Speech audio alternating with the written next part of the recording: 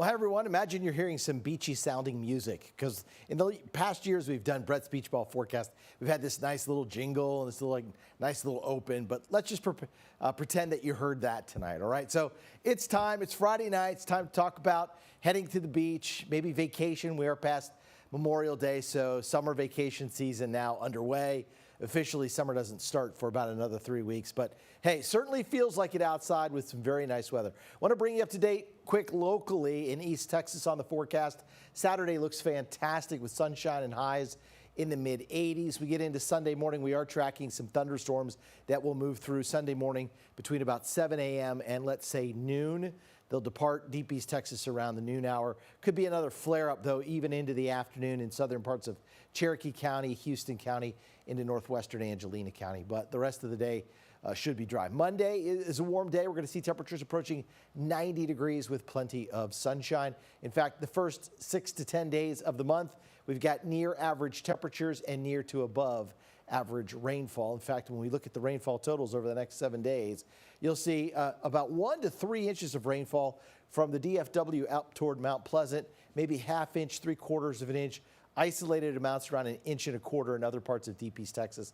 This could be impacted by some Saharan dust, which I'll talk about in just a second. Saharan dust in high levels of the atmosphere can tend to suppress rain and thunderstorm chances. In fact, here's what we're looking at here. And of course, we recorded this on Friday night, so if you're watching this at a different time. It's a pretty big plume of dust moving in through the Leeward Islands out into the Western Caribbean and then eventually into the Gulf. That's pretty thick. This is through next Thursday in East Texas and most of Southeast Texas, even across the Louisiana coastline up through Mississippi and Alabama. There is a fair amount of dust high up in the atmosphere, slight degradation in your air quality. So if you're in the sensitive group, say, for instance, you have bronchitis or maybe another breathing problem, you might feel this or be impacted by that. The rest of us will not notice anything, but we will see some sort of yellowish, brownish sunsets and sunrises as a result of the dust. In addition to that, the dust can suppress thunderstorm development, so that may change our rainfall totals going forward, and it may lessen those rainfall chances that we'll talk about on CBS 19 News at 10 o'clock. Meantime, Tropical Storm Alvin, it's the first named storm of the hurricane season. It's in the Pacific. Okay, so it's not in the Atlantic basin, it's in the Pacific. It has winds around 50 miles an hour, moving north-northwest at 10 miles an hour. It's not expected to make it very far to the north before it sort of becomes an area, a subtropical low, kind of washes out into just some rain showers and thunderstorms moving across Mexico. It seems to get pulled up into some moisture into the Rockies or into Arizona and southern parts of Nevada. It doesn't really look like it impacts Texas much at all, if anything. But our eye on the tropics out here in the Atlantic, it's pretty quiet. There's not a lot going on. Hurricane season officially begins June 1st. We just don't see anything. This is great news if you are cruising out of Galveston and say you're headed down across the Gulf. I'll show you the wave heights here in just a second. But if you're going to Cozumel, Costa Maya, maybe on down to Belize, maybe you have a longer cruise that'll take you out closer to Key West, something of that nature, it looks real good. Afternoons, yeah, you can have thunderstorms that'll flare up. I mean, it is that time of the year, especially over in the Bahamas. And anytime we'll have an onshore flow into the Yucatan Peninsula, that could happen. You can see these showers and thunderstorms flaring up right here off the Mexican coastline, moving into the western part of the Gulf, and then they fade and fall apart. Meantime, we'll go off to the southwest a little bit. There is another system in the Pacific. This is southwest of San Salvador. Southwestern coastline of Mexico. It has a 30% chance of becoming the next named storm in the next 7 days on the Pacific side. Nothing yet in the Atlantic. Tropical trends here. Of course, we're just getting underway. May 1st at the start of the season. Way back here, you got to go all the way to September for the peak of the season, and then a quick drop, and then a little secondary rise around October 20th, and then the season begins to wind down. Of course, we have had tropical systems in May. We've had tropical systems going into December, but that's generally the time of the year that we see. All right, so what about tropical storm energy? There's a ton, San Juan, Puerto Rico, westward into the Western Caribbean. Remember, there's a lot of dust also out there. That's going to suppress any type of development, but there's a lot of energy. There's enough energy if we could just get a wave to develop.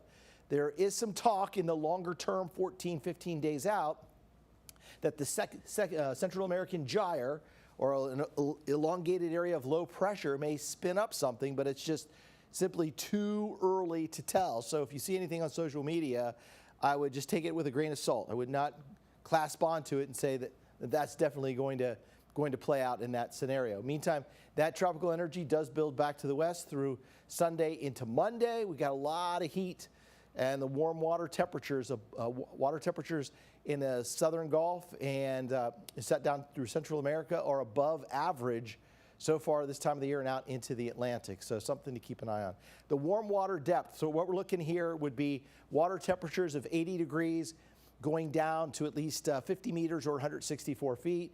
And that does occur out here in the western part of the Caribbean, off the Yucatan Peninsula. So if we could get something going there, then it could have some intensification. And again, Central American gyre suggesting something in 10 to 14 days. So we'll see. There are a couple of elements that would support it. Now, something that will rip any tropical storm system apart are areas of shear. The dark blue area would be high shear. Okay, so that's just going to rip the top of the thunderstorm off and won't allow for the thunderstorms to build. And remember, hurricanes, tropical storms often start as areas of low pressure, start with a cluster of thunderstorms, and then become bigger systems. So right now, just looking at the areas of shear, and we're going forward through about the next 5 to 7 days, and you can see the shear is quite high throughout the Gulf, throughout the western Atlantic, out even into the eastern Atlantic. It is a little bit lower out towards San Juan and the Leeward Islands, but there's just nothing that's developing out there. All right, this is available moisture. So this is going to be moisture at a critical level at 10,000 feet above the surface. That's where we want the moisture to start for showers and thunderstorms to begin to grow. It's a growth area for rain and for ice crystals and becoming clusters of showers and thunderstorms. And you'll note here that there is not much at all to work with at that higher level. Now we'll also look for some spin in the atmosphere, and as we do that, we're looking tomorrow afternoon or Saturday afternoon at 4 p.m. Remember, when you get south of the equator, you're going to have an east to west flow. North of the equator, we're going to have west to east flow. Okay, so we do see some spin going clockwise, which would be areas of low pressure down towards San Salvador, South America, but nothing that is spinning counterclockwise in the northern hemisphere to suggest we've got a storm spinning up. All right, anybody cruising out of Galveston, so you're making the path through the Gulf of Mexico, the dark blue areas are wave heights that are generally less than about 3 feet. Light blue, you're generally looking at about 3 to 6 feet, so waves are pretty calm. Should be some great sailing all the way down to Costa Maya or Cozumel on down to Belize, maybe over toward Key West, and coming out of Tampa, New Orleans. Any of those areas have some pretty nice water to sail with. All right, here's our beach ball rating for the weekend. If you're driving to Galveston, Saturday, Sunday, Monday, we got 4 out of 4. It's a fantastic weekend.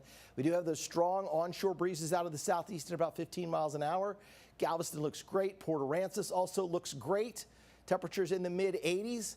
Partly cloudy Saturday, mostly sunny on Sunday, Monday with southeast winds on the breezy side. All right, let's talk about Gulf Shores. If you're headed east, you've got a great trip to make over there, Saturday, Sunday, Monday. If you're headed farther south to the tropical tip of Texas, down to South Padre Island, also looks really good. Saturday morning clouds, evening sunshine, partly cloudy on Sunday, Monday up to 86, and again, kind of gets windy. But if you've been down to South Padre Island, you know it can get pretty windy there. Great kite flying weather for sure. Destin, a little farther trip. Sunshine on Saturday, 85 on Sunday, 87 Monday. It's another 4 out of 4 beach ball rating. And Gulfport, Mississippi will give it a 4 out of 4 with temperatures also warming into the mid-80s, a little less wind over at Gulfport. So certainly some great destinations for your